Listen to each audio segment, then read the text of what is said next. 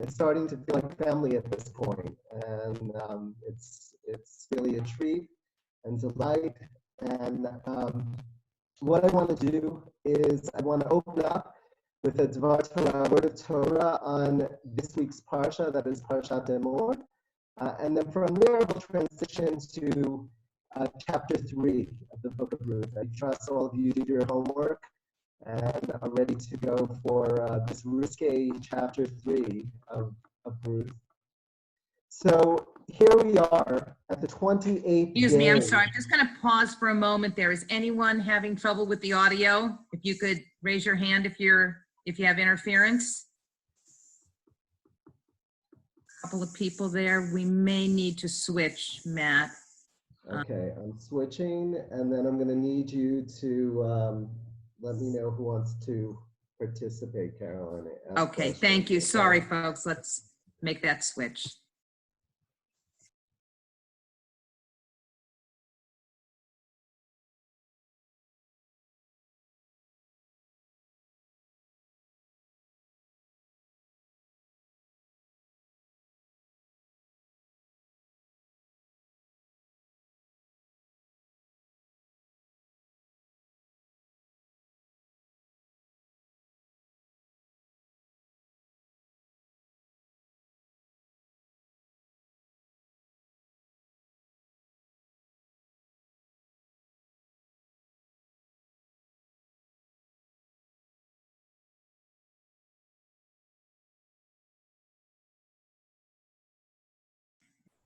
If you just joined us, we're waiting for Rabbi Berkowitz to reconnect through his phone. He's having a little trouble with his phone this morning. Thank you.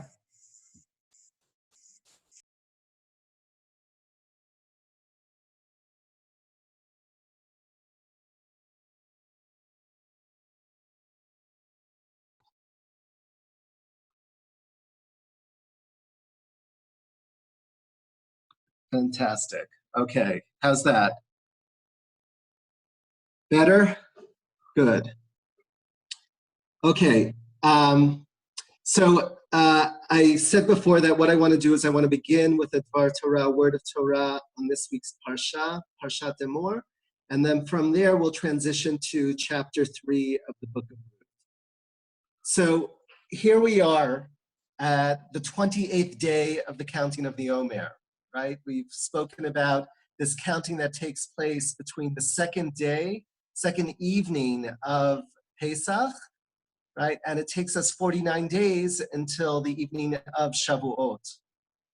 And 5 days from now, we as a Jewish community are going to be celebrating Lag BaOmer, the 33rd day of the counting of the Omer. And it's a day that's marked by joy, campfires, and pilgrimages here in Israel to Har Meron, Mount Meron, the grave of Rashbi, Rabbi Shimon Bar Yochai. The day is a much needed break in this period, which is considered to be a time of remembrance and a time of mourning. But was this always the case? Was it always considered a time of mourning? Parshat Omer illuminates our understanding at its core, and we find a list of essential Israelite festivals in the midst of this parsha. What strikes us so deeply as we read through this list is not the historical events that are connected to each of the festivals, but rather it's how deeply rooted these festivals are with the land of Israel, and specifically the agricultural cycle in the land of Israel.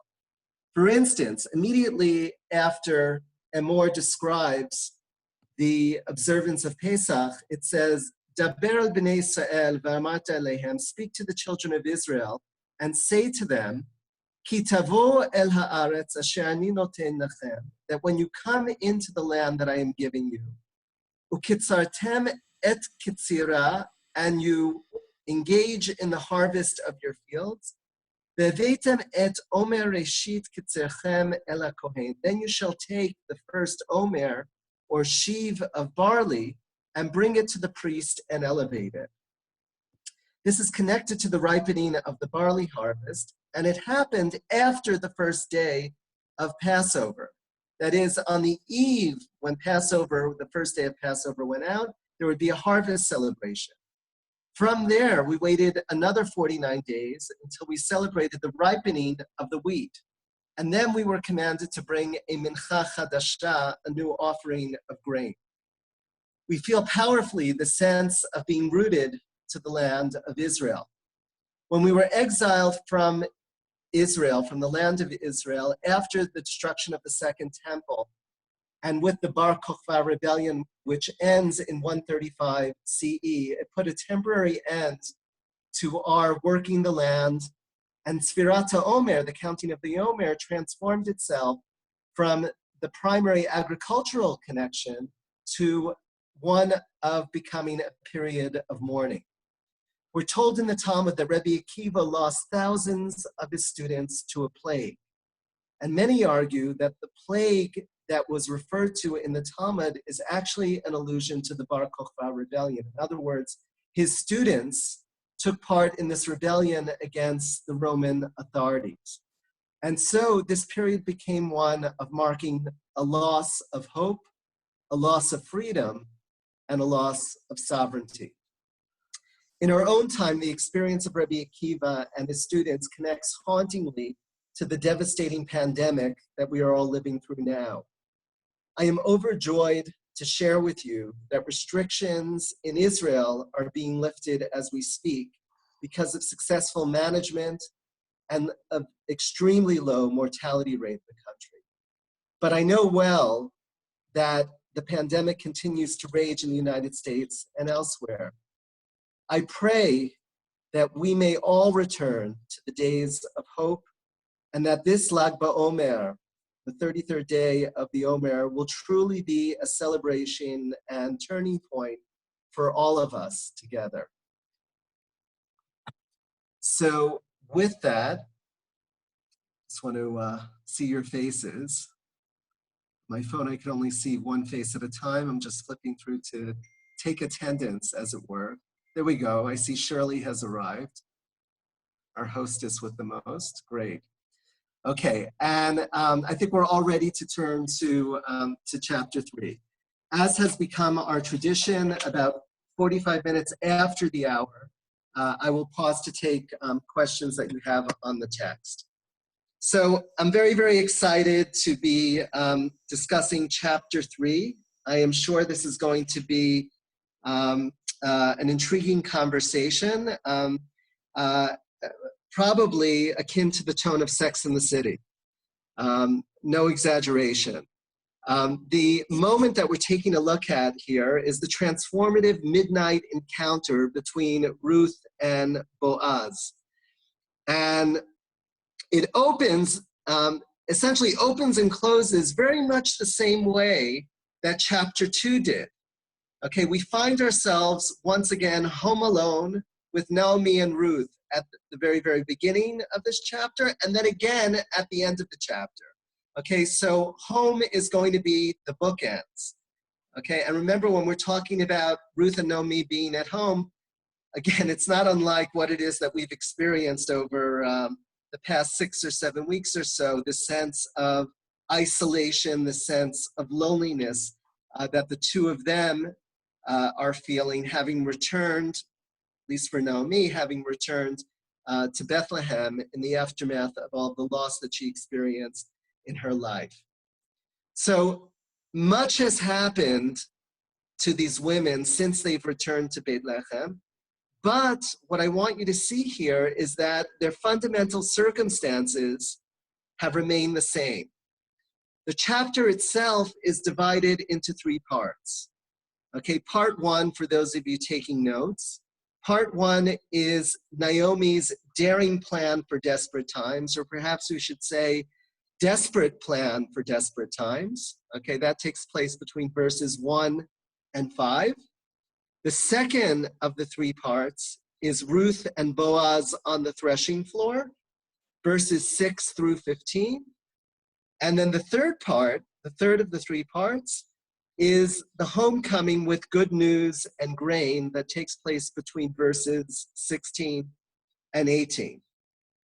The tone of this chapter itself is ambiguous, it's provocative and evocative, with very, very strong sexual tones. Okay, and we're going to see very, very carefully how it is that this plays out.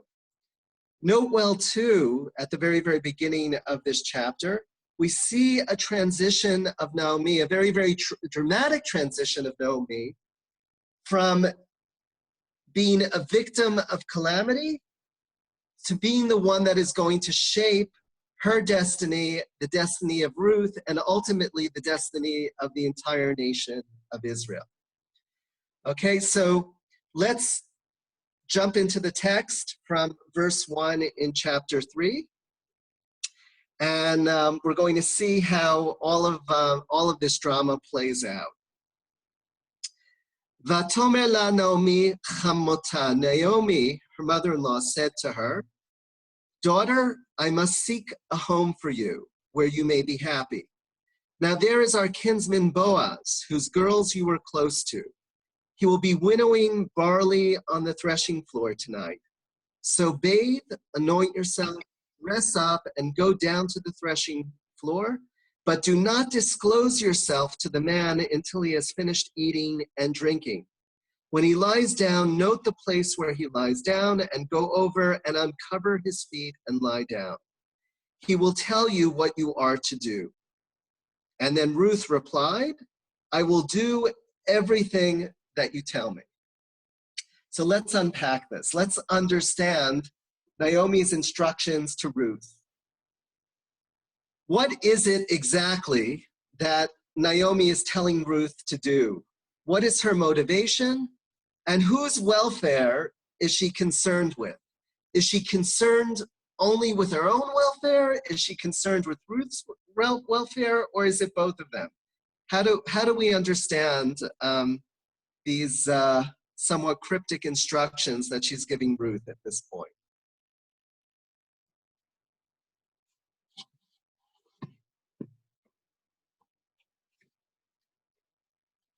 Someone like to speak? Please raise your hand and unmute yourself.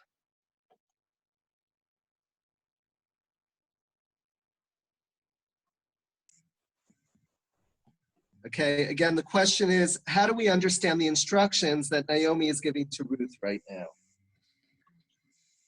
Okay. Rabbi, I think what's happening is, first of all, to answer your first question about who is Naomi concerned with, she's obviously concerned with her daughter-in-law. That's who she wants to make go well, in her life. I don't know if it is as altruistic, only because I think what Naomi's intention is going forward is that the family name stays with high regard. Right, yes, right. That the family name is perpetuated. Right. Right. But I was really laughing. This whole first chapter really brought a smile to my face, because you were right when you compared it to Sex and the City. I mean, she was giving her specific instructions on what to do to get this man. And, this is not a virgin. Ruth obviously was a married woman. So she's giving this instruction to a woman who has already been in a sexual relationship with a man. So I just thought, but then when I laughed out loud was when she had to uncover his feet and lie down. I'm just wondering if he uncovers his feet, is his feet cold, and then he wakes up? It's like, what's going on here? And then there's a Me Too movement happening. Very, very good. Okay, good. And it's not only his feet that we're talking about, by the way. We're going to get to that. I'm going to leave it as an open question right now as to, what precisely the text is talking about. But I love where it is that you started, okay? And that is that Naomi is very, very much concerned about Ruth. The issue of perpetuating the name of the deceased, that is the name of her husband who passed away. In chapter 4, we will discover specifically who it is that Ruth is married to. Remember, from the first chapter, we have no idea who Ruth and Orpah are married to. Right? We're told that it's Machlon and Kilion, but we don't know exactly. In the 4th chapter, it becomes clear that she's married to Machlon. That's that's the deceased that we're talking about. So she needs to, according to Torah law, she needs to ultimately perpetuate the name of her husband as well as the name of her father, Elimelech. Now, what's interesting here at the opening of chapter 3 is that there's no mention of that. Okay, Naomi doesn't explicitly mention that, so one wonders if that were the primary goal here. So it may be truly altruistic in the sense that she says very, very clear, she says, Biti, my daughter, halo avakesh lach, okay, I must seek a home for you, manoach asher yitav lach, I must seek a home for you where you may be happy. You have the repetition of those two yous, right? So clearly, she's very, very concerned with Ruth's welfare. Okay, so, you know, I think an argument can be made that that is her primary concern here. You know, that is, that's her primary focus, right? And everything else is sort of, you know, pushed off to the side. Any other concern is pushed off to the side, right? Obviously, you know, Naomi is concerned about, you know, her own well-being as well. But look, at this point, she knows that this kinsman Boaz already provided, you know, a significant amount of food for, you remember how many quarts of barley she brought back from last week?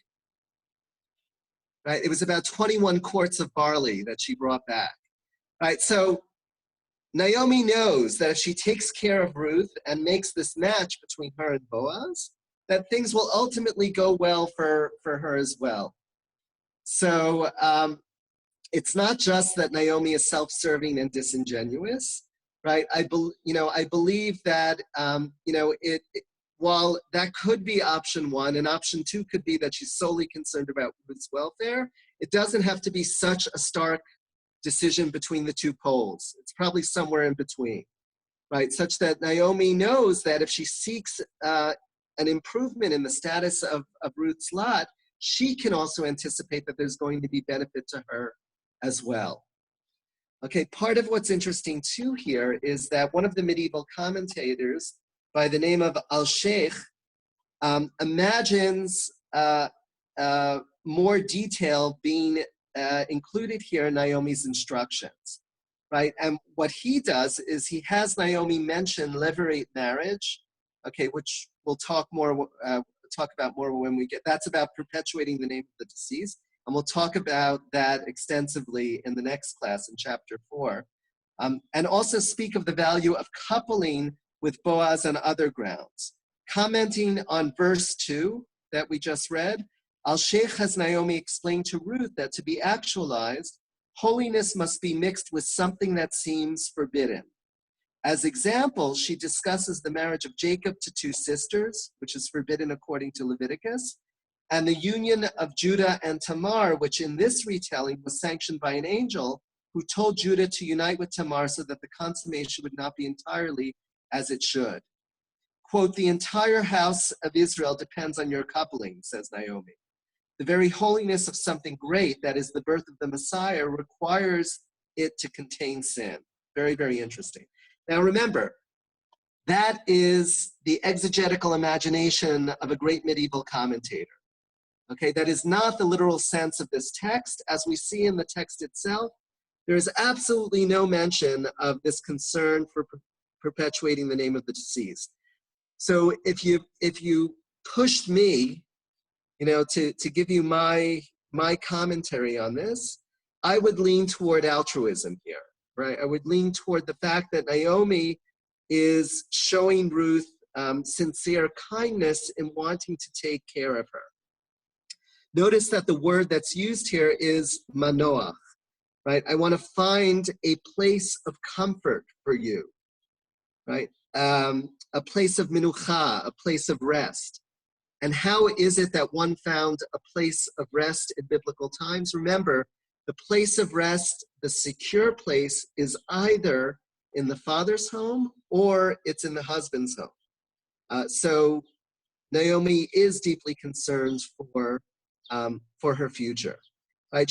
She again repeats that Boaz is a kinsman, that right you were in the field close to his girls, and she explains he will be winnowing barley on the threshing floor tonight. Okay, so what does that mean that he'll be winnowing barley on the threshing floor? So I want to share with you, just in terms of the realia, so that we can all picture it.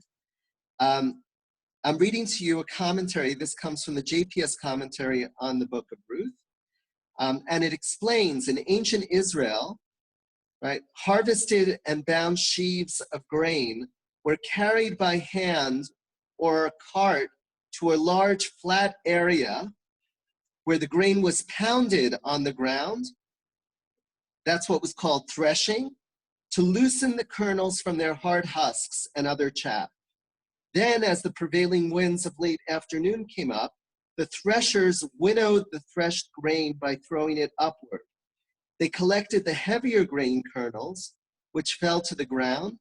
The chaff, being lighter, was carried downwind. And what was the threshing floor? The threshing floor was a large, flat, outdoor space. Right? Think of it as a platform where many farmers and farmhands would gather together at the end of the harvest to perform the seasonal task of processing harvested sheaves into usable grain berries. A large communal facility, a threshing floor, tended to be located outside of the town, and it was located near the gates of the city.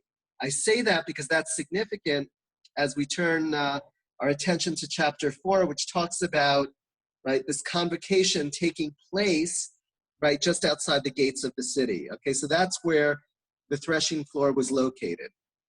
And then, of course, these very, very suggestive instructions that Naomi gives to Ruth: go bathe, anoint yourself, dress up, and go down to this threshing floor, but do not disclose yourself to the man until he has finished eating and drinking. When he lies down, note the place where he lies down and go over and uncover his feet and lie down. He will tell you what you are to do. Okay, so Naomi is telling Ruth essentially to be very, very passive in all of this. Listen to what I am instructing you to do, and you don't have to say anything to Boaz. Boaz is going to tell you what to do. Right? In other words, right, just keep your mouth shut. Listen and act in a very, very mechanical way, and all will become clear at the end of the evening, or in the morning, as it were. Okay, now, regarding the feet, regarding the uncovering of the feet, I want to share with you a commentary from Frederick Bush on the uncovering of the feet, and here's what he writes. I think Rosa has a question. Yes, Rosa.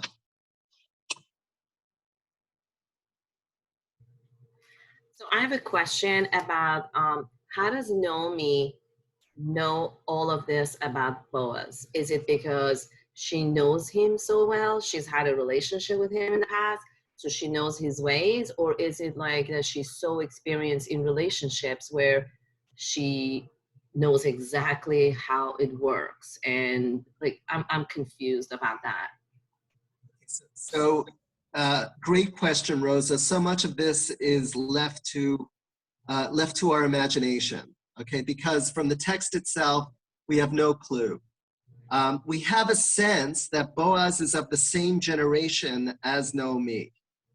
Okay, so he's clearly older. Okay, we know that from a comment that he's going to make later in this chapter, that Ruth could have chosen to go with a younger man rather than choosing him, and he considers it an act of chesed, an act of loving kindness that she chooses, that Ruth chooses Boaz potentially as a redeemer here. But we really don't have a sense of we know that he's family. We don't know exactly how he's family. So Rashi, in his commentary, makes a guess that perhaps Boaz is the nephew of Elimelech. Okay, that is Naomi's husband. You know, we just don't know. We just have no clue ultimately. But from the opening of chapter 3, it seems that she does fancy herself a shatchanit here, right? She's going to play matchmaker, she obviously had some interaction with Boaz 10 years previously when just before they left Beit Lechem, that there was some relationship there, but. More detail we can't add with certainty. We can only, guess what it is that's going on here. Continuing, we do have 2 more questions. Sure, Carolyn. Sorry, first from Julie and then Marissa. Great. If you could unmute yourselves, which you should be able to do. Yeah, so I've got a question. First of all, I don't think that Naomi is necessarily looking out for Ruth. I think she's looking out more for herself. And it's a lot like, I'm asking for a friend. It's like, this is what you need to do and to make sure that Naomi is going to be okay in this community. But going back, and I understand that we don't know a whole lot about Boaz, but why is he unmarried? He's older and he's unmarried. And the text doesn't tell us, but what do the commentaries tell us about that? Because clearly he is older. And I think that plays a part into this. Right. We don't know. I have not seen commentaries that, guess as, to his personal status. It could be that he lost his wife. It could be, we simply don't know. We don't know anything about it. So in that way, we're just, taking a wild guess. As to the other piece of it, Julie, you could be right. It could be that she's being, Naomi's a smart woman. She's being strategic. She's being somewhat manipulative in how, she's setting all of this up. But, there's also a sense that, she does want to, take care of Ruth. We could sense that from the fact that, Ruth is a foreigner, right, in the midst of this Israelite community. And from when she was urging Ruth to go back to Moab, the reason that she cites is, go find a husband there, right? Your chances are going to be very slim coming back with me. So, so look, I could go either way on this. I definitely sense what it is that you're saying, and it could be that there's this, somewhat dark side going on. Naomi is looking out for her own self-interest as well. Okay, Carolyn, you said there was another? I don't have a question. Okay. Thanks. If you do, Marissa, feel free to jump in. Don't be shy. Okay. Okay, so I was about to read you this commentary on revealing the legs, right? Uncover his feet.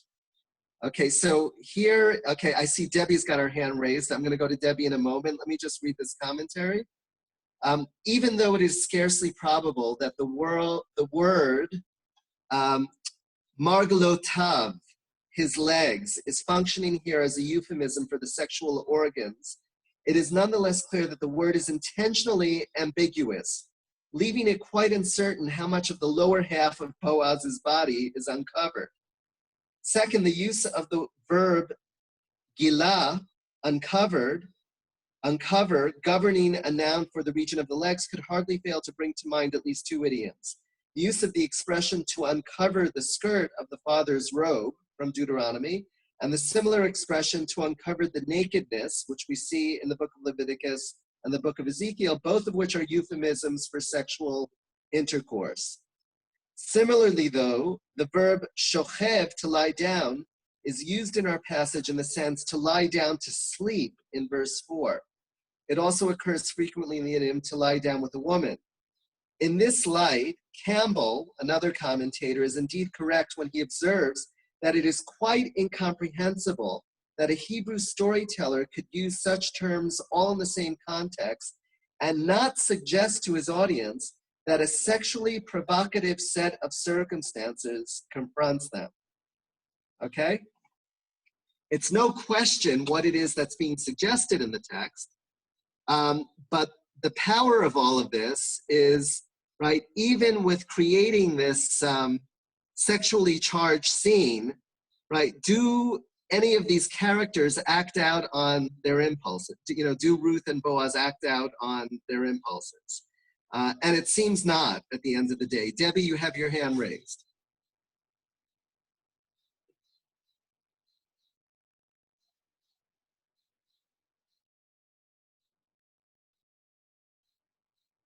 Hi. So originally I wanted to comment on the dark side of Naomi. I didn't see it as a dark side. I see it as she was trying to take care of her. She knew that Ruth had been with Boaz and followed his handmaidens, and then offered her food to sit next to him and eat with him. And so that was the only relative that really was reaching out. There was nobody else. I'd like you to explain redeeming, whatever it's called, redeeming kinsman, but he was the only one that reached out and sent food back, barley back with her to Naomi. So I think she was trying to take care of her because Ruth was trying to take care of Naomi, and so Naomi was now trying to take care of her. I didn't see the dark side.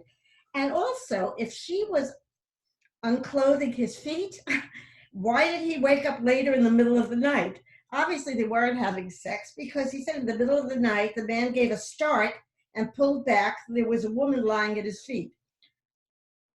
Maybe I'm naive. I don't know.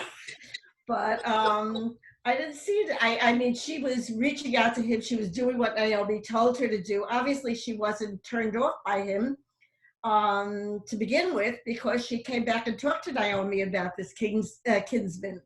So wasn't a negative. And so maybe Naomi thought, maybe this is a match and it doesn't hurt me because he is, this is the field that she went to, not because Naomi sent her to Boaz, anyway. Very good, Debbie. Okay, so look, the jury is still out on Naomi's motivation here, right? If it's self-interest, if it's taking care of Ruth, is there a dark side? Is there not a dark side? It's deliberately somewhat ambiguous, but I do think there is this strong argument that she is really looking to take care of Ruth, and essentially all of the characters in this book are taking care of each other. That is how they're creating this presence of God in their midst. It's not God explicitly acting in this text. But the beauty of what we see happening here is that God is acting through the goodness that these characters are showing each other. With regard to Boaz, you're right. Boaz takes care of the two of them by giving all of this grain, and he's the only one that steps up to the plate. One wonders why he doesn't do this immediately, without Ruth showing up in the field. It seems he could have taken the first step, met them at the gates of Beit Lechem and said, welcome back, here's food, you need to be taken care of. But he doesn't do that. Still, I think you're right. I think, Boaz really does show himself to take care of them when nobody else is going to step up to the plate at this point. We wish that the community were different, but they're not. And then, of course, Ruth's response to Naomi, I will do everything you tell me. Right? Kol asher tomri e'aseh. Everything that you say, I will do.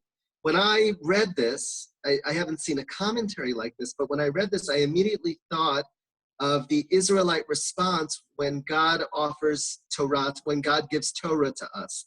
Na'aseh v'nishma. In other words, that we will do and then we will understand.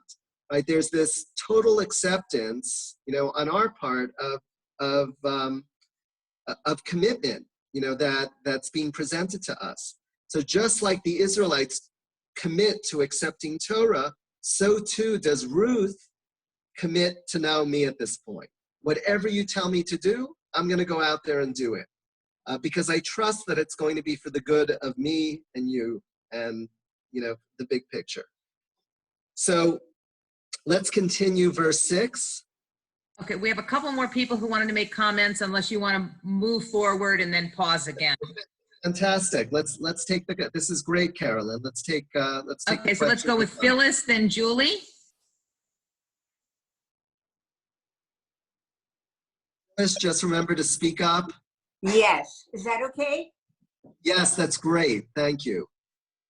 When you mentioned why didn't Boaz go to the gates to welcome them, I think this was one of the ways that Ruth could prove who she really was. So it wasn't a matter of just automatically welcoming them. She really proved that she was a person of great value and was not afraid to do hard work. Before that, he wouldn't have known them at all. So I just think that's why. No, right. Absolutely. Definitely in terms of the relationship between the two of them, it was an opportunity for Ruth to prove herself, right? And for Boaz to learn about Ruth clearly. I just, for me, the question remains open as to why, and not only Boaz, but why didn't anyone from Bethlehem come out to greet them and, provide them with food? There's no sense that there's any hint of hachnasat orchim, of hospitality on the part of the people living in Bethlehem. I think any and all of us want to be living in a caring community. We want to know that, if God forbid we end up on hard times, that there are going to be people that out there that will take care of us. Do you assume that automatically these people knew that they were at the gate? That they may have all been busy doing whatever they were doing and really didn't see them at the gate. And wasn't until they came in that Boaz became aware of them, and the townspeople did, because the townspeople then said, "You're such a good daughter-in-law, and that's why we are going to do what we are doing, or Boaz is going to do it." So I think it was a learning process for all of them, and they may just not have been at the gate. Right. Yes. No. Definitely a learning process. The reason I question it is because the text at the beginning of chapter 2 says that there was this great buzz in Bethlehem when they returned. And we know that when Ruth comes into the field, Boaz acknowledges that, after the overseer, explains who this is, he acknowledges, there's this acknowledgement that, yes, this is the Moabite that came back with Naomi. So hadavar noda, the thing was known in the community. So if not at the moment that they arrived, then a little later.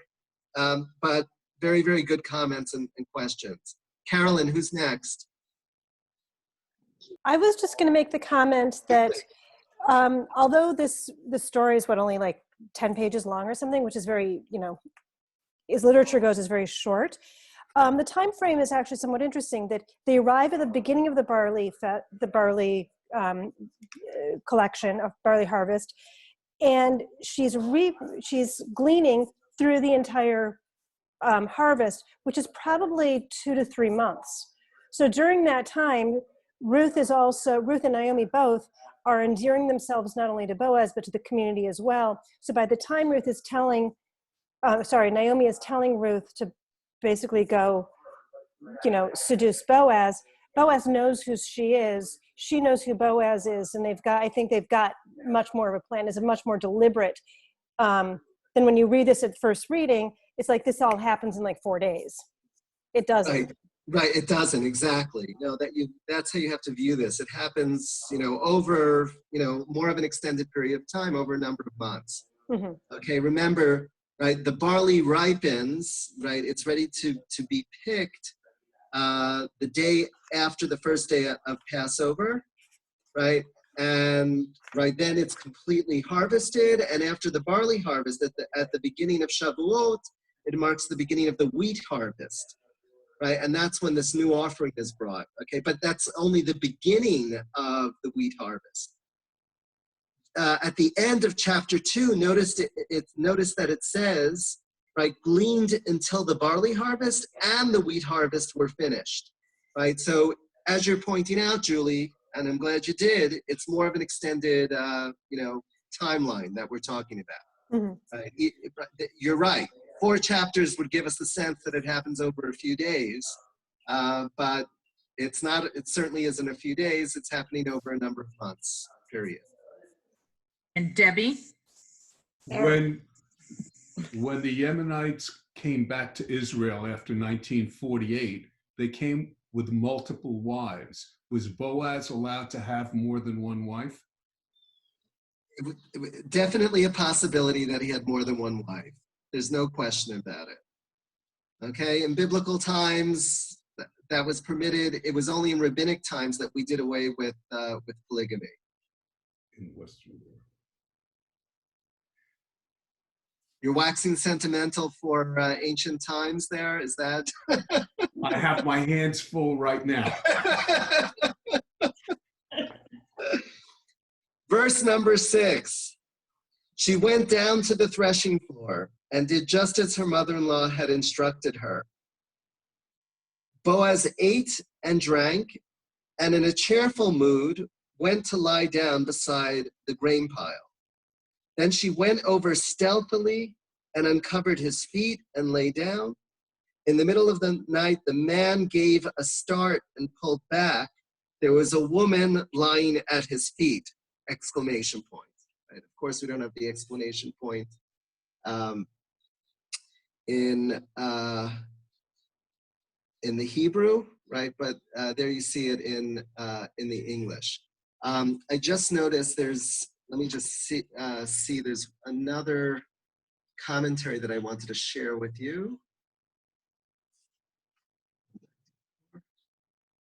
Yes, okay. So before we unpack this is Judith Cates, an essay that appears in this book called Reading Ruth. This is an anthology of essays written by women on the book of Ruth, highly recommended. And here's what Judith Cates writes. And this is connected to the instructions that Ruth is given. It would be hard to overestimate just how daring and risky a scheme it is. Ruth is already vulnerable, a woman alone, a foreigner with no man obligated to protect her. Naomi proposes to startle Boaz into remembering his connections to her family by placing Ruth in a situation of even greater vulnerability. She is to risk her reputation and the tolerance of the community by going to him secretly at night. Ruth is not just a foreigner, but a member of a people despised and considered dangerous because of their sexual depravity. Israel's contempt for Moabites is embodied most fully, after all, in the story inscribed in Genesis 19 of Moab's origins in the incestuous intercourse of Lot and his daughters.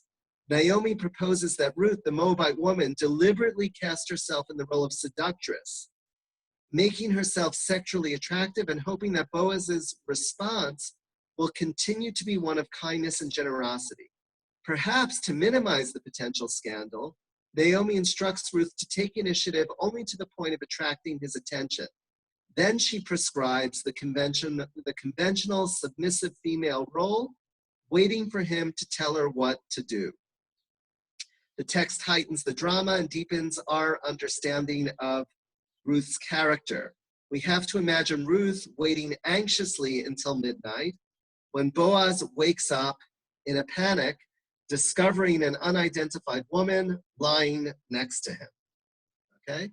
In this moment of great erotic suggestion, Ruth, with consummate control, identifies herself and proceeds to tell him just what he needs to do, etc. And then, of course, the risks that face Ruth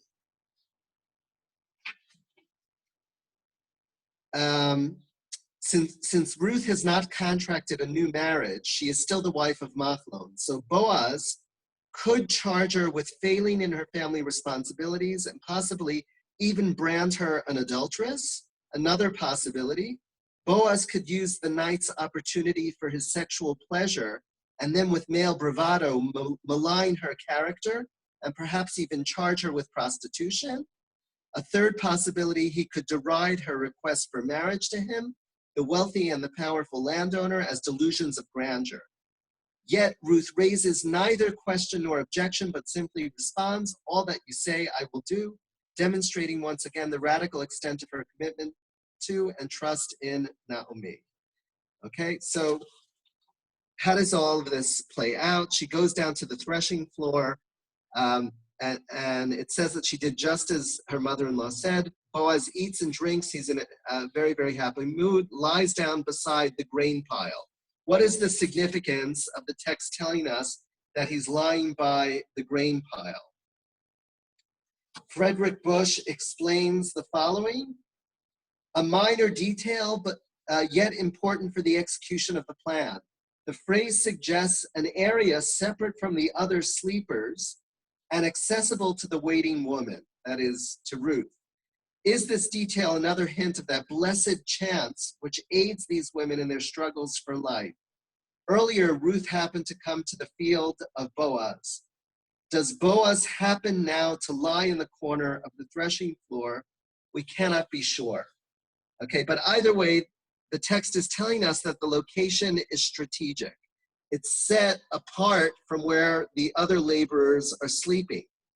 And then it says, it came to pass in the middle of the night, Vayehi b'chatzi halayla. Some of you may recognize this as one of the songs that is sung on the evening of Passover at the Seder. Okay, probably by this point, you're all in a food coma after dinner, right? Nobody gets to that song, but there is a song that it came to pass at midnight. The Israelites were redeemed at midnight. Midnight is considered to be this Eit Ratzon, this auspicious hour.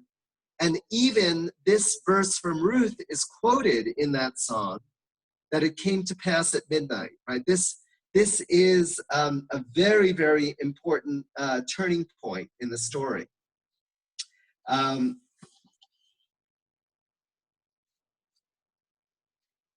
Frederick Bush writes, what now happens at the threshing floor is as essential to the storyteller's purpose as what happened on the Moabite highway between Ruth and Naomi, or what happened in the harvest scene when Boaz praised an impoverished widow who was gleaning, or what will happen in the solemn civil hearing at the city gate.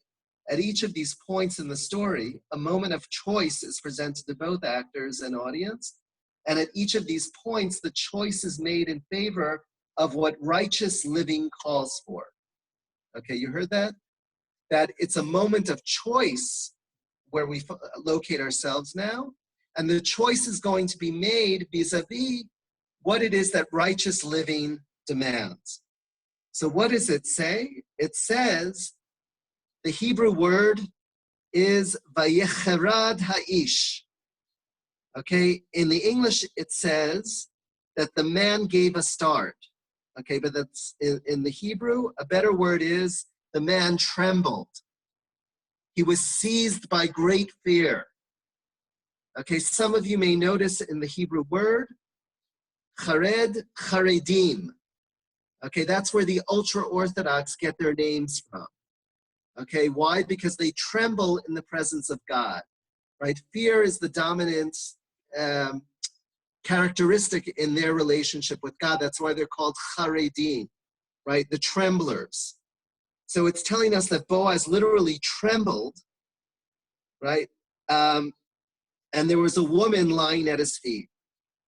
What frightens Boaz? I want to hear your responses. What is it that frightens Boaz in this moment?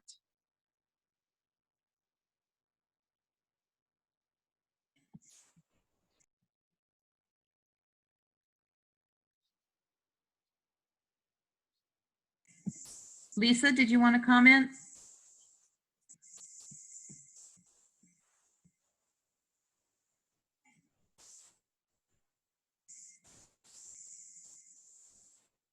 So I don't know why he would be trembling. I can understand being startled in the middle of the night.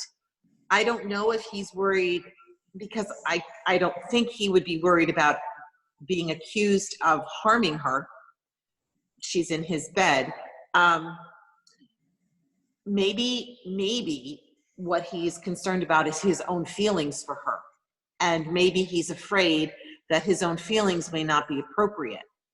That would be the only thing that I could think of that, you know, he would be worried about. It's poetically said, Lisa. I'm really glad you highlighted that. It's actually not one of the candidates that I've read about in the different commentaries that I've come across, but perhaps that's what he's so fearful of, right? The power of his feelings toward, right, the person that he now sees staring at him.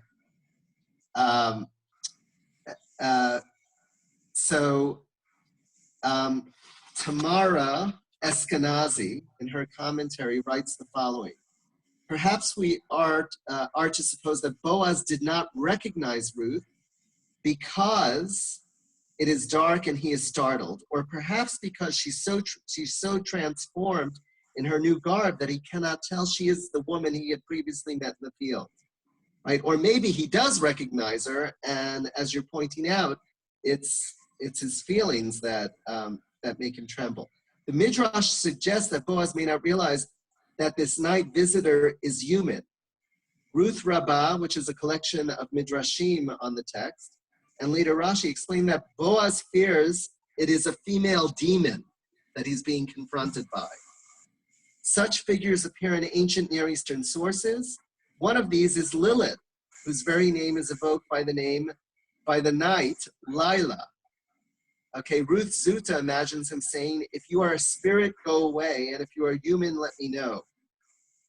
Okay, and then it goes on to explain that he pulled back to mean that Ruth clung to him, right? The Hebrew, after that he trembled, vayilafet, and he pulled back. So this commentary by Rashi is filling in the details that why did he pull back? Because just as Ruth clung to Naomi, the Ruth Davka Ba, which we read in the first chapter, she's now doing the same thing to Boaz. She's becoming one with him. She's clinging to him. He then asks, who are you, a spirit or a woman? When she answers a woman, he says, a free woman or a married woman? And she answers, free. Finally, he asks, ritually pure or impure? She says, pure. Only then does she tell him who she is. You see where it is that the commentary is headed here. Okay. Yeah. Debbie wanted to comment, and then Phyllis. I have a much more organic understanding. He is startled, he feels lust, and he knows his duty to God to follow the law, that there's someone else ahead of him in line who has the right to redeem this woman, and he doesn't want to break the law by not following the rules. And that's what happens in the next few sentences. Excellent. I love how you just packaged all of it, right? It gives it gives this very, very idyllic picture of Boaz, and I think it fits well with the qualifier that's used for Boaz, which is he's a gibor. He is a gibor chayil. In other words, he's a man of valor, right? Just like Ruth is described as an eshet chayil, he is a gibor chayil. And that image of a man of valor encapsulates everything that you just described there. That he's one who considers himself to be loyal to Torah, loyal to ethics, loyal to his moral core, right? And he's terrified by everything that he's being confronted by, knowing full well there may be another kinsman that should be in this place, it shouldn't be him. But I'm all for the organic interpretation.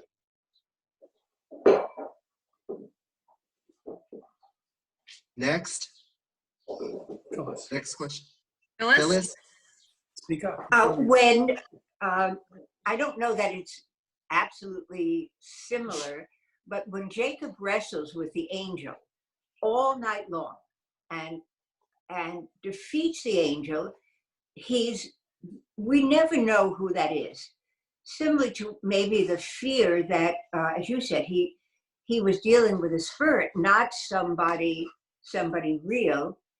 And the second question, as we read text line by line by line, and we interpret it line by line, we have the advantage of knowing how it's all going to turn out. And we can go 3 verses ahead to give insight, when in reality, are we supposed to do that? So I'm always a little bit concerned as line by verse, and having the luxury of knowing that Ruth is going to give birth to the Messiah, who will become, and how do we deal with all that? So it was wonderful. You went ahead a few verses and it gave you great insight into it. But without those few verses, or without the entire text, you would interpret it, I think, differently. It's a great exegetical question, to ask ourselves, just in terms of the integrity of reading. Knowing what comes before, knowing what comes after, understanding the context of what's being said, staying at the same pace of the text. I think, Phyllis, you're raising, a number of, great points and questions here.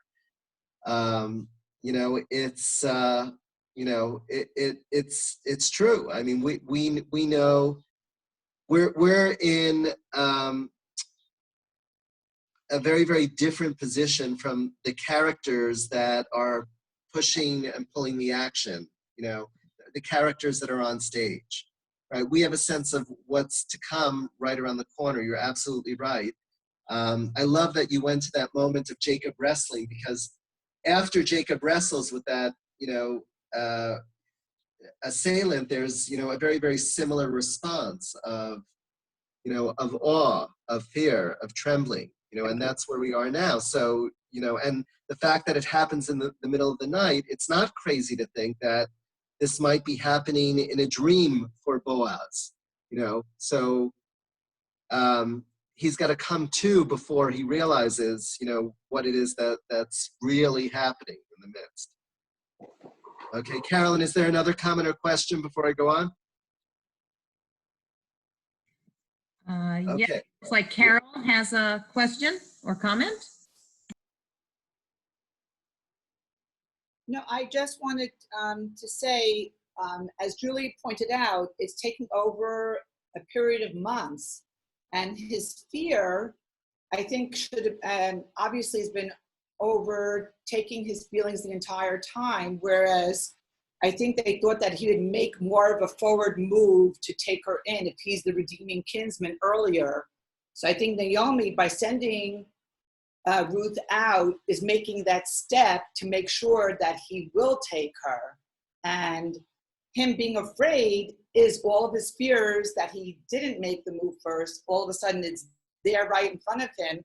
And by saying there's someone even closer is another excuse. And she's always making the first step. And by saying spread your robe over your handmaid, I believe that that's a much bigger interpretation. It reminds me of a veil or something. It's like, take me to be yours. She's making every step to make sure that she is with him, and that she's literally pushing it to not just by being with him, but saying, I'm going to be yours, take me. And he's like, okay, there's another one, wait till the morning. It's like he still can't make up his mind. Very, very good, Carol. It's Ruth and Naomi that are pushing this to a particular resolution here. And you're right in terms of, all of the uncertainty that's, facing Boaz here. Ultimately, where is this headed? Thankfully, it will be headed in the right direction. Right? He jumps and asks the question, who are you? And she replies, I am your handmaid Ruth. Spread your robe over your handmaid, for you are a redeeming kinsman. Okay, ufarast kanafecha, right, which is spread your wings, right? This is, right, a statement that we say in terms, it's often in terms of protection. It's in terms of granting peace, right? And so she says, give me protection.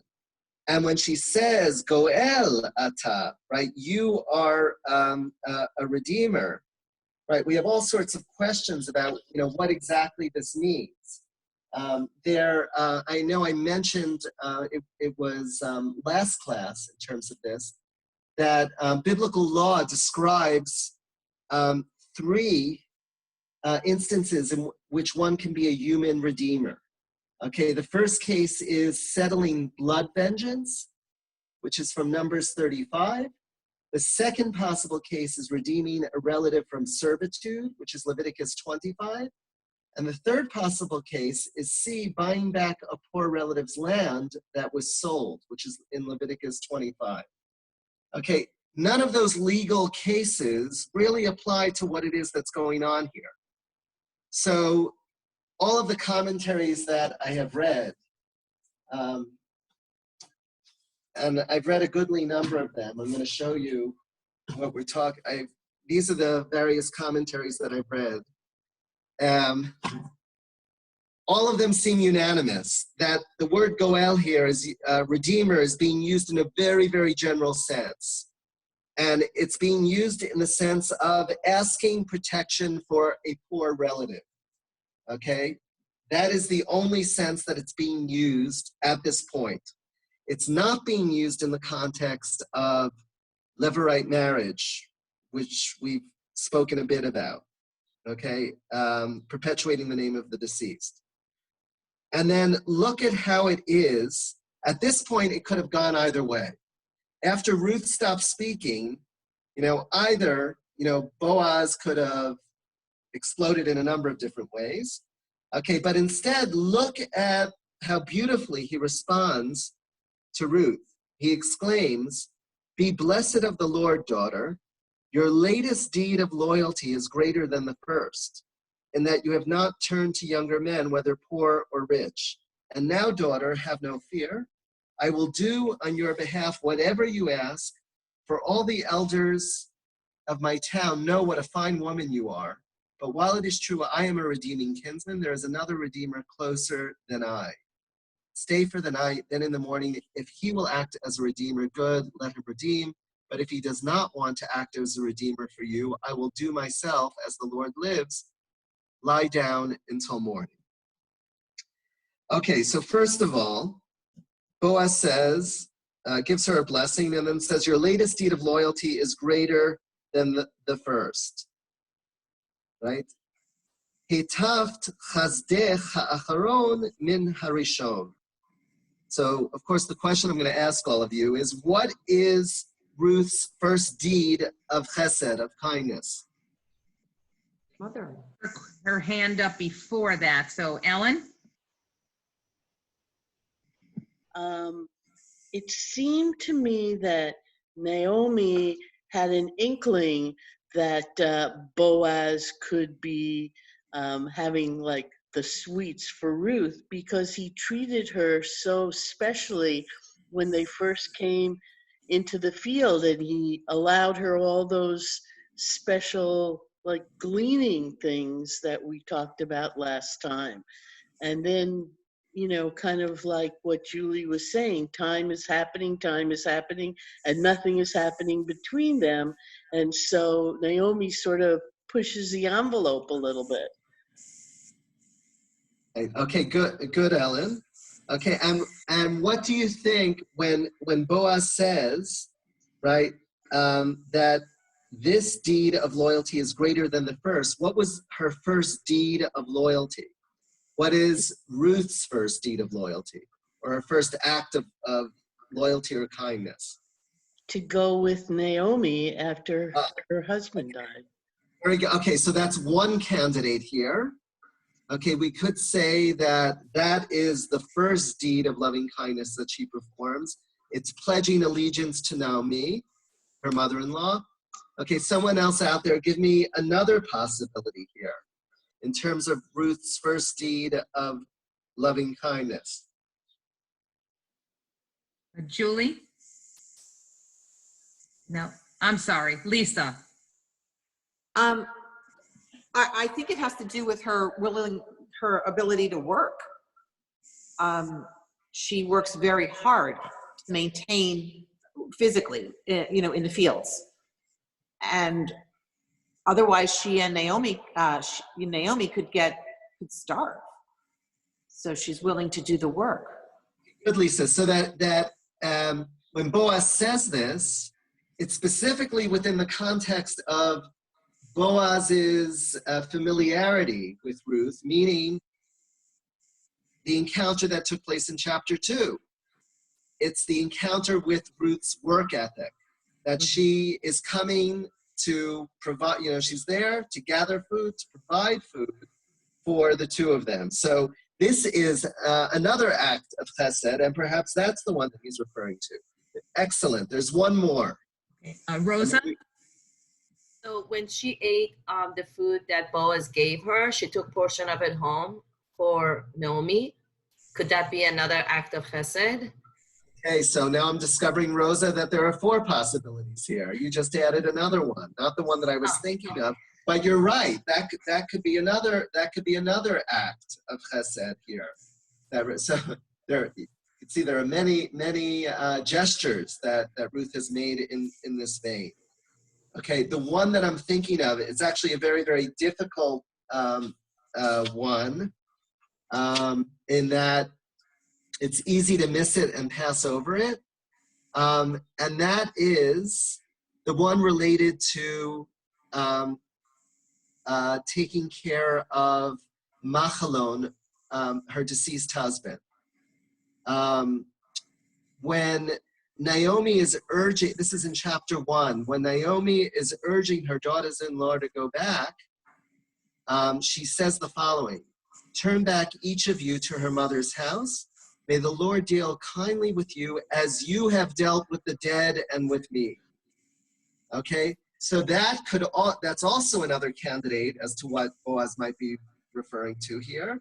That I think Phyllis wanted to add something. Sorry. Go for it, Phyllis. This is somewhat interesting in that she, in this verse 10, he exclaimed, "Be blessed of the Lord, daughter. Your latest deed of loyalty is greater than the first, in that you have not turned to younger men, whether poor or rich." I think that's an interesting act. That, did she have an option? Did she want younger men? Where does his feeling come that she would know a younger man, or that she would find a younger man? What was his point? Right, well, I think it might be more of a comment on Boaz than it is a comment on Ruth. Meaning, he sees himself as, clearly, her senior. Maybe, he's about 20 or 30 years than Ruth. He's about 20, can you hear me? Yes? Mm-hmm. Okay, so he's about 20 or 30 years older, and he's simply saying that, she could have gone with somebody much younger. Could have sought out somebody younger for maybe his appraisal of Ruth's potential is far more generous than Naomi's appraisal of what Ruth is capable of. It's very interesting. Okay, so maybe that's the way to understand this, right? And he urges her not to be fearful, and says, "I will do on your behalf whatever you ask." When he says this, it reminds us of how it is that Ruth responded to Naomi. Remember when Naomi tells her what to do when she goes into Boaz's field, and Ruth says, "Whatever you say, I will do," in verse 5. So Boaz is basically mirroring that same response here in saying, "Whatever you ask, right, I will do." And then there's a bit of a caveat here.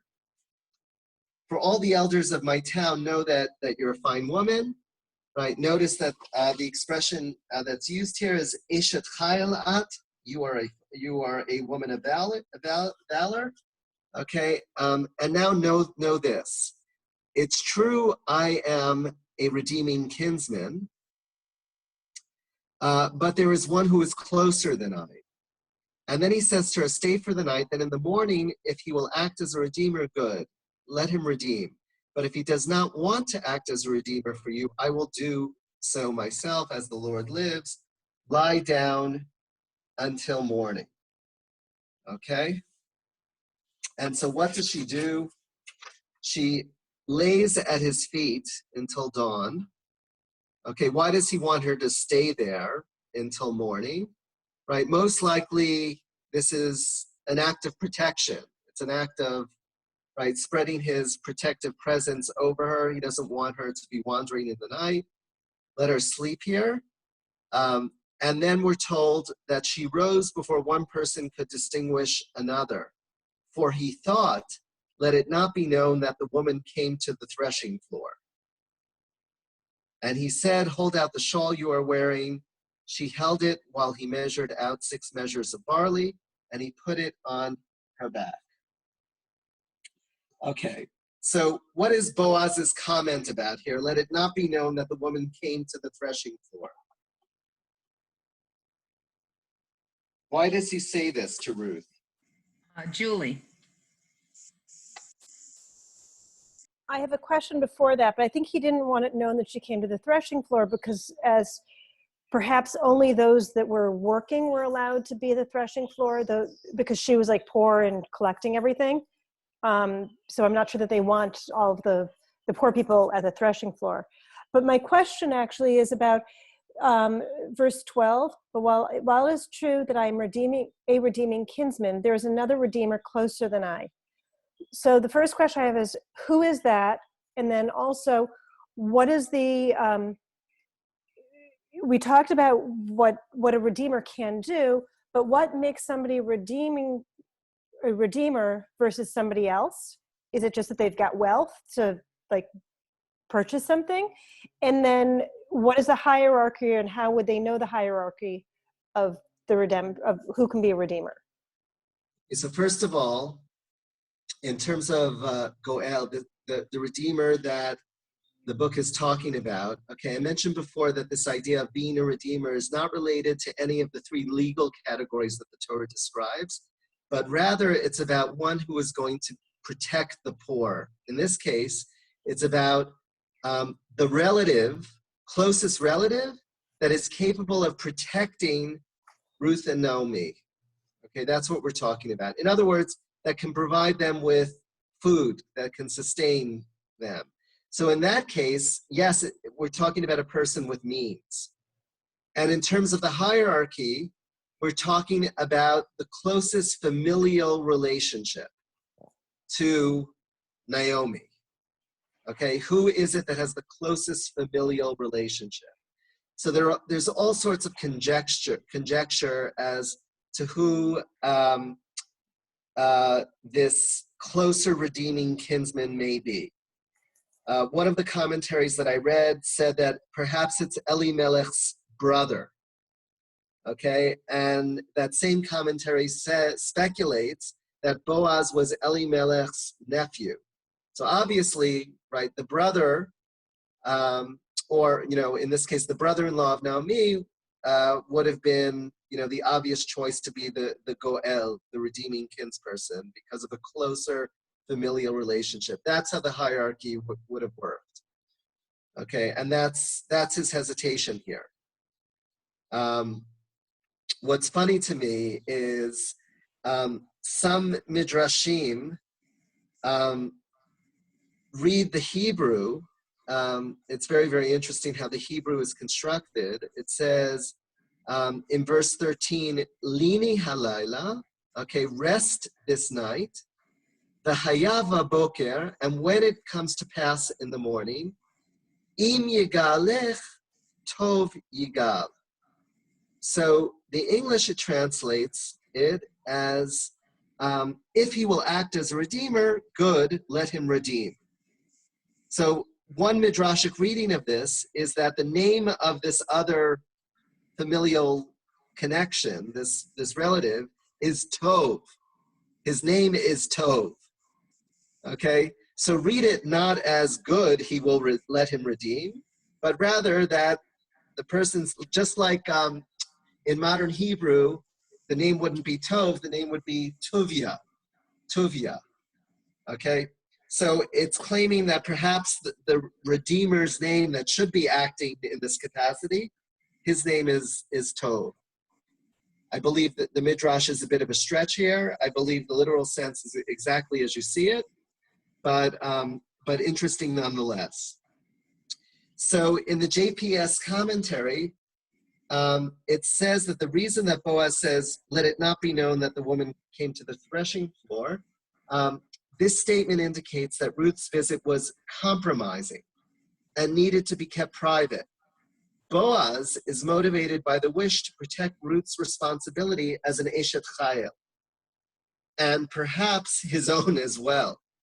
Whereas Boaz's thinking reflects his solicitude for Ruth, the comment also serves to highlight the risky nature of this nocturnal visit for Ruth's position within society.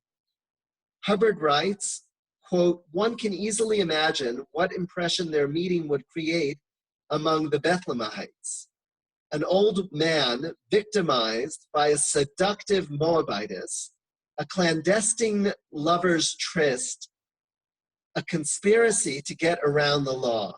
The repercussions could be catastrophic. I thought that was very, very interesting, right? One can easily imagine the gossip that would go around Bethlehem, right? If word got out that she was at the threshing floor. So essentially what happens is this is a ruse to give Ruth cover as she leaves in the morning, right? He gives her 6 measures of barley so that if somebody happens to see Ruth walking away from the threshing floor, they shouldn't think that she was there to seduce anyone, but rather she was there to gather food.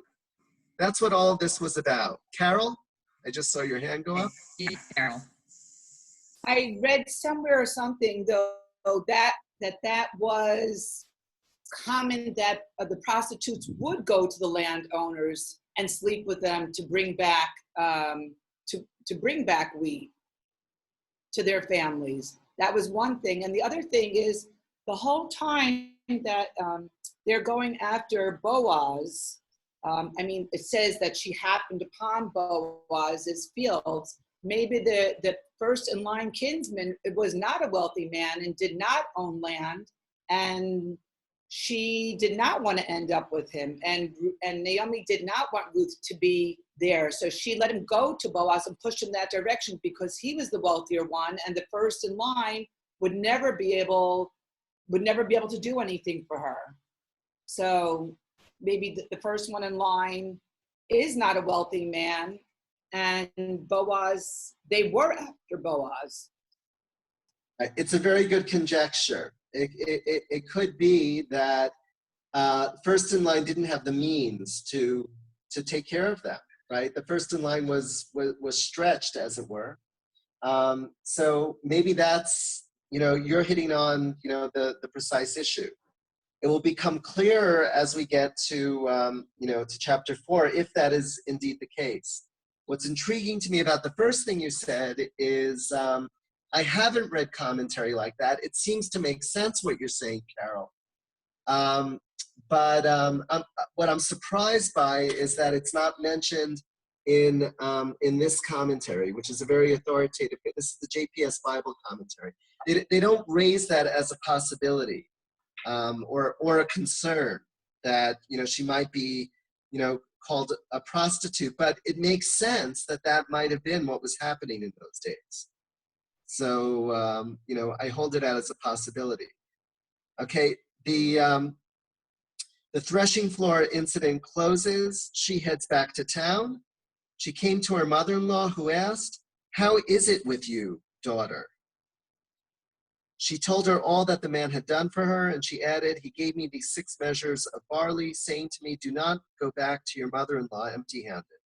And Naomi said, 'Stay here, daughter, till you learn how the matter turns out, for the man will not rest, but will settle the matter today.'" So if you take a look in the Hebrew, Naomi sees Ruth, and in the Hebrew, it says, "Mi at biti," which is literally, "Who are you, my daughter?" Now, I believe the English translation is getting at, a good sense of the essence of the Hebrew. When it says, what she's asking is, "How is it with you?" Okay? But another interesting way to think about this is, this is what Tamar Eskenazi suggests in her commentary, that what she's asking is, who have you become as a result of the nighttime encounter? How has this encounter transformed you, right? In terms of your character as a woman, that it's this deep question of ayeka, where are you? You know, you're not the same Ruth that I saw when you left in the night, you know, the previous evening. And so Ruth graciously tells her all that the man had done for her. Okay, and she added, he gave me these 6 measures of barley, saying to me, do not go back to your mother-in-law empty-handed. Al tavo'i rekam el chamotev. Do not go back empty-handed. Now, with all due respect, this seems to be a bit of a white lie that Ruth is telling here. Okay, we have no indication from the literal text itself that Boaz ever said this. It doesn't say it at all. Okay, it could be that it was said and we're just not privy to it. On the other hand, you know, Ruth may be wanting to assure Naomi of a promise that she is going to be protected in all of this. That Boaz is deeply concerned, because remember, the exchange between Boaz and Ruth on the threshing floor was about the two of them. The topic of Naomi never came up at any point. Okay, but now Ruth is sort of sugarcoating and saying, you know, he gave me this wheat because he didn't want me to come back empty-handed, right? Al tovoi rekam, and that word rekam, empty-handed, should remind us of another moment in the story. Think back to the beginning of the 2nd chapter. What does it remind you of? Where does this word empty come up again? Shirley, unmute yourself. That I think of empty as being not able to procreate. And it's not until God allows you to give birth that you do. So perhaps that's what the empty is essential. Okay, one possibility, Phyllis. Shirley, another possibility? Noemi say that I'm like, I have nothing, or I'm empty, or I have nothing to give you in the beginning of the story? Okay, good. What you're remembering is when they come back to Bethlehem, Naomi, as victim of calamity, makes the comment, I left full and I'm coming back empty, right? And you remember this conversation that we had about this. It's referring to her family, right? When she left Bethlehem in the midst of the famine, right? She left with her son, she left with her husband, they get to Moab, everyone dies, right? So there you have this word rek, right? Emptiness appearing, and the same thing here, right? So it's, in terms of the structure of the narrative, this is incredibly poetic, meaningful, artistic. That same word comes into play at this point. So Naomi says, it's all going to turn out well. The man will not rest, that is, Boaz will not rest, and the matter is going to be settled today. So one more commentary, and one poem that I want to share with you as we wrap up. The commentary that I want to share, okay, and this goes back to Frederick Bush, who I quoted before. Here's what he writes. Very important insight. This exchange that we just read between Ruth and Naomi comprises the last words that either of them will utter in the entire story. Poised on the threshold of fulfillment, they both step aside. The drama ceases to be their story and becomes the story about them. Boaz clearly now takes center stage, and the imminence of his action is indicated both by Naomi's assertion and by the fact that this act ends differently from the two preceding ones. Our narrator concluded the first act with a pointed allusion to the barley harvest, subtly suggesting the end of famine and emptiness. At the end of the second act, he brought all progress in the story to halt by noting that when the harvest was over, Ruth still lived with her mother-in-law. This is at the end of chapter 2, signaling the return of famine and emptiness. But this act concludes with no such narrative statement.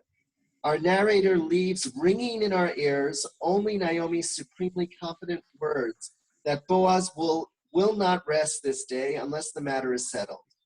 Boaz's symbolic gift of grain indicated to Naomi that he would act, and by centering all attention on this gift and the reason for it in Ruth's report of the night's events, the narrator signals to us that his story now rushes irrevocably toward resolution. And the final piece that I'm sharing with you is a beautifully written poem by Catherine Hallerstein, which is entitled Ruth to Naomi After the Threshing. And it's a poem inspired by the chapter that we just completed. Here's what she writes.